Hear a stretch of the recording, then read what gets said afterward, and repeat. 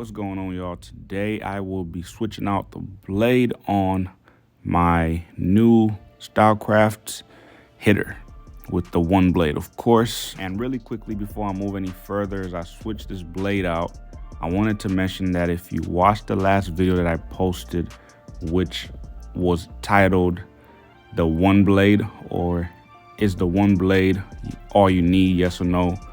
If you watched that video, I definitely may have misled you all with titling that or calling the blade that I switched out a one blade.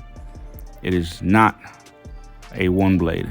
The set that I have in that video is not a one blade, unless there's just something that we don't know when it comes down to the packaging. When you get sent these things out, are they sending you the same blade, or is there a difference? Well, I'm not really sure, but I highly doubt that I will get sent the wrong blade. And with that being said, packaging nowadays could be mistakes, simple mistakes, human error, who knows. Maybe when they sent out the package that I received, they thought they packaged a one blade, but obviously they did not. But anyway, long story short is I may have misled you all. That is just the standard X Pro blade in my last video. But anyway, this is what the one blade looks like on this Stylecraft hitter. I know some of you are not a huge fan of the hitter, but this is my favorite trimmer, and I had to give this a little facelift upgrade rather with the blade. I've been using the stock blade on a few different haircuts. It did the job right. I'm not too impressed, but it's good for cleaning up, or let's say getting tapers clean. And I don't recommend the stock blade for balding out or anything like that. But with that being said, I want to really see what this one blade is all about, because the so-called X Pro blade that I've been using on my protege, that thing is hitting. That thing is money. But one thing I must mention when it came down to trying this blade out is it's really loud. Really loud. I mean, there's times when you do put on a new blade on your trimmers, and they tend to be loud to the point where it's unbearable at times. So you may just have to break it in a little bit, and it smooths out eventually. You get some oil, grease, whatsoever, but this thing is loud. I'm going to let you hear it for just a little bit. I can't play this audio for too long because, of course, copyright. It's the power. It's all right. Yeah, the quality. I did. You did. Turn it down so I can have this be heard on the film. Yeah, that's just it's so loud.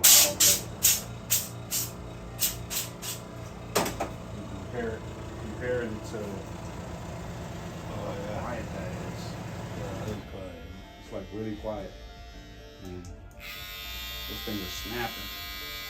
I got everything set up properly at oil. I put so much oil on this thing and still. Oh well, doing the job. So you heard how loud that sounded. It's not unbearable. It's just not my comfort. I don't really want something that's that loud running all day.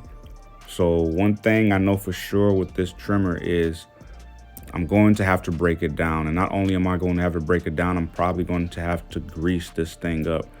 I only had oil on this, so I'm going to go ahead and show you later on in this video how to grease up the blades, and let's see how they perform. I hope they do better, because this is just not it for me. It's too loud. Like, it's giving Babyliss Pro vibes, you know, and I like the Babyliss Pro FX trimmer. The skeleton joints are really on point. They do the job. They clean up well. You can move really fast, removing bulk whatsoever. You can shape up the hair, beard, whatever, you name it. it's got you covered. So this blade definitely reminds me of the FX blades for the skeleton trimmers, of course, from Babyliss. But yeah, they're definitely doing their thing, and I'm very impressed for sure, especially when it comes down to removing everything at the bottom of the fade. When you're setting in that ball guideline, you come in right underneath that and hit that shaver. These things are pretty much going to set up everything for that foil shaver to come right behind that and clean up the remainder of that extra stubble hair. Definitely on point. So I'm really looking forward to using these on the beards, see how the sensitivity is as far as getting under that neck area, which has the most sensitivity. I want to make sure that it's not having anybody welt up, especially when I get above that Adam's apple or just anywhere under that jawline, you know? Also, as well as areas such as around the mouth, those can be very sensitive, and I want to make sure that I give this thing a test run for every area with every skin type, whether they're dark, lighter, fair, whatsoever, you name it. I want to make sure these things are the real deal, because if it's one thing that I don't do is cut skin. When you're cutting hair, you never cut skin, you're cutting hair. Literally, you're cutting hair. And if that's not clear enough, I have to mention again, one thing I must apologize for is misinformation, because that's not my thing. Anyway, I want to get back into talking about, of course, the X Pro blade, which I thought was the one blade, the moving blade there. It's been recently brought to my attention that this is actually not the one blade. Regardless to the small error that is in this video, I still highly recommend, for those of you who are wanting information, I highly recommend that you go and still watch this video. Go and click on it now.